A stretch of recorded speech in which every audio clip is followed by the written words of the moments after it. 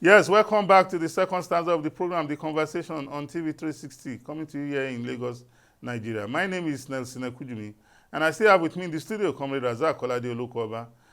On this stanza of the program, we want to look at the litany of both mishaps that has continued to, litter our public space. Just recently in Zamfara State, we heard that, and even in Niger State, that there was a boat mishap that resulted in the loss of lives of over 100 people. And for me, that was very worrisome because we are a country that we are trying to, expand our means of transportation from road to water and rail.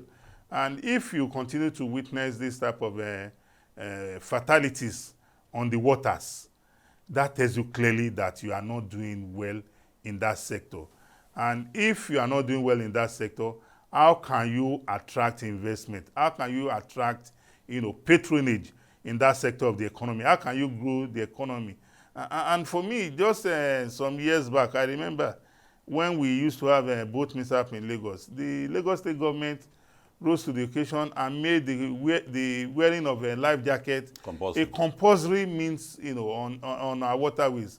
And the government even went as far as distributing these life jackets free to the jetties, and they made the jetties operators to sign into it that immediately you are boarding the ferry or the boat, you are handed the life jacket. And if you ask me, if you look at the records in Lagos State in the last 5 or 10 years, we have had very little cases of boat mishap and loss of lives.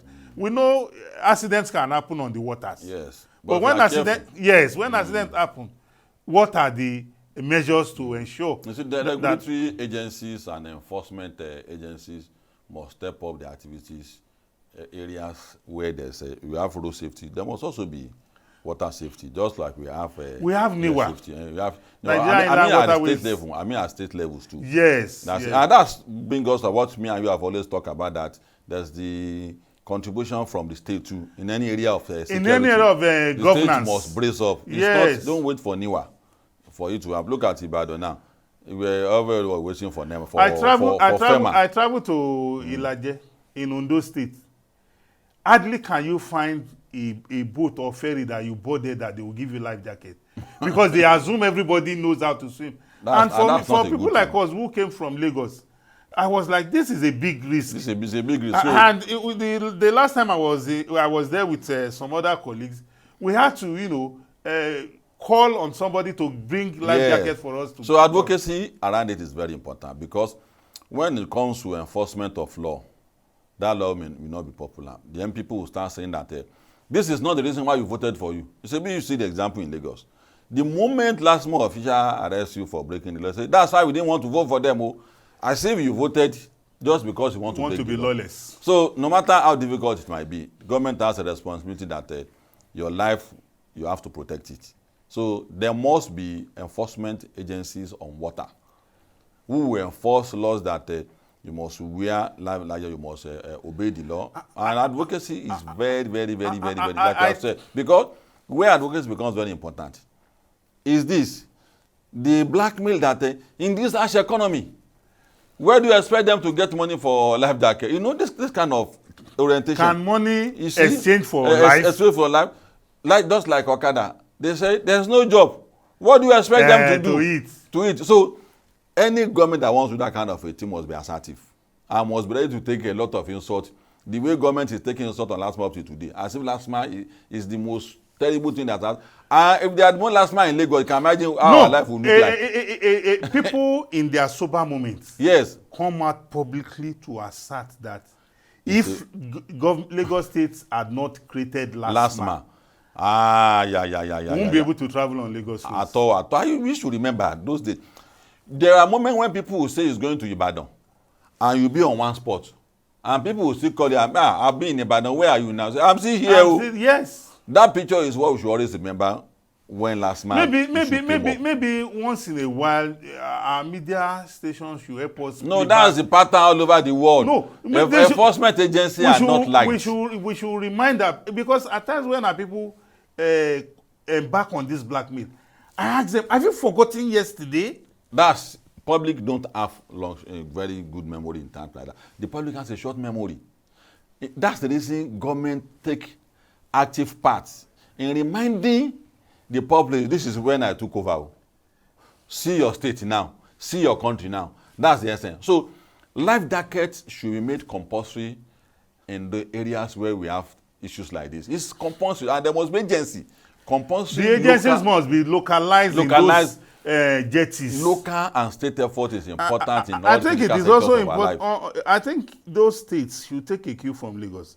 They must have a database of all the jetties, because because for me as an individual, I'll tell you for free, if I have my way, if I want to leave Ikeja to the island, if it's possible for me to go by ferry, I prefer it. Yes. Because I don't want to travel on the road because of the traffic and what have you. Yes. But when you find it shorter. It's shorter. Look at, okay, for example, look at the Blue Rail line.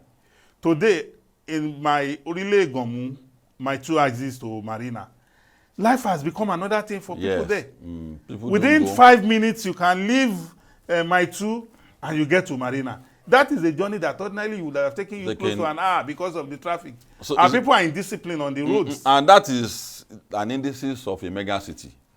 The more you keep doing this, the more likely, the more business keeps growing in a state like Lagos. So we give kudos to Lagos, and we encourage all other states to take a model from what Lagos has been doing to make it what it is today. You can't say it better. This issue of boat mishap is something that is saddening. We don't want to hear it. We call on the states, local governments, as well as even the communities to embark on serious advocacy to make people realize that, look, anything can happen. Even the best of swimmers get drowned in water. So people must learn that whatever they are doing, safety first. Don't say because you're an expert, even electricity. I remember attending an electrical workshop, and we were told that even the best electrician, that when you are going up, one of the rules is that you must put on an helmet. Safety helmet. You must put on a belt. Yeah, your safety gear. Anything can happen. So our people must recognize that they are the owner of their lives. They must take charge of their life and not toy with it. I hope the authorities are listening and will put in place measures that would curb this repeated occurrence of boat mishap. It's becoming, a recurring decimal, and this waste of life is unacceptable. Is intolerable. So we call on the authorities to rise to the occasion at the various states and let these things become a thing of the past. It is on this note we want to call it a day on the conversation, coming to you from your favorite station, TV 360 here in Lagos, Nigeria. Till we come your way again next time, please continue to watch the conversation on TV 360. Thank you and bye-bye.